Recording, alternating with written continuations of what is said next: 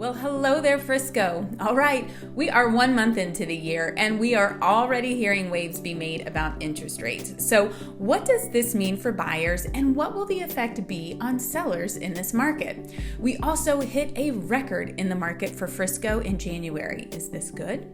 Bad? Ugly? Well, stay tuned to find out.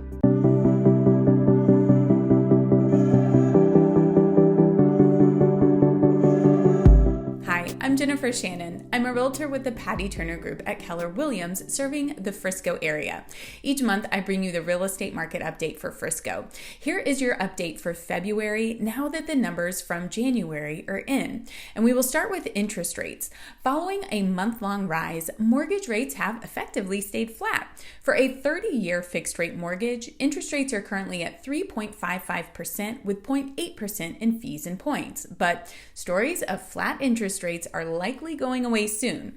The big news in the last few weeks for interest rates came after the Federal Reserve's January monetary policy meeting, where they said a quarter-point hike is likely coming soon.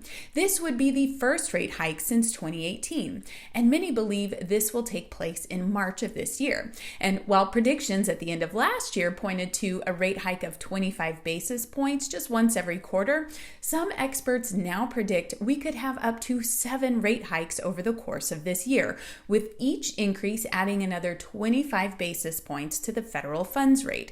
If this happens, rates could reach over 5% by the end of the year.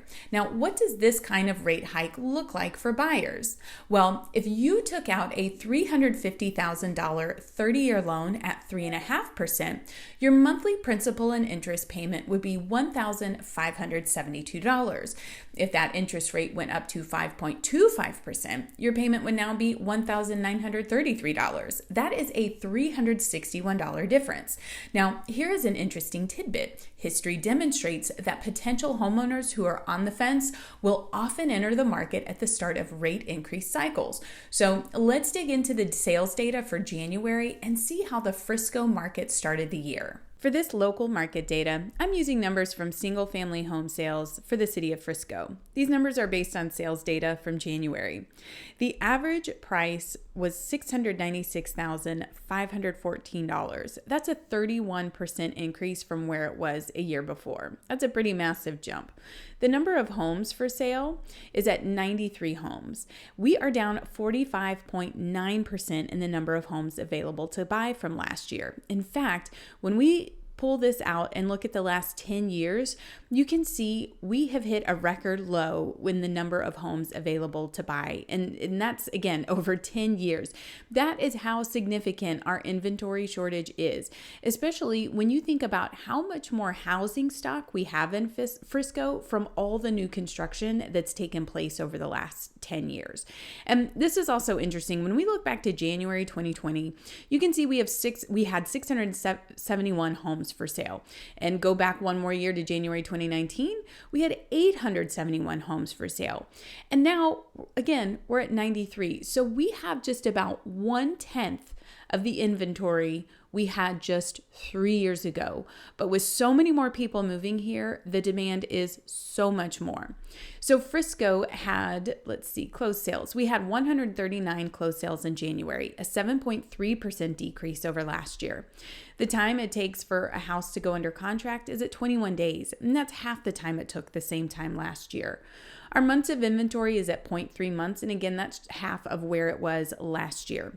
We listed 143 homes in January, which is 33.5% less than the previous year. Now, we are anticipating that we will get more listings this spring compared with last year since we have so much pent-up seller activity.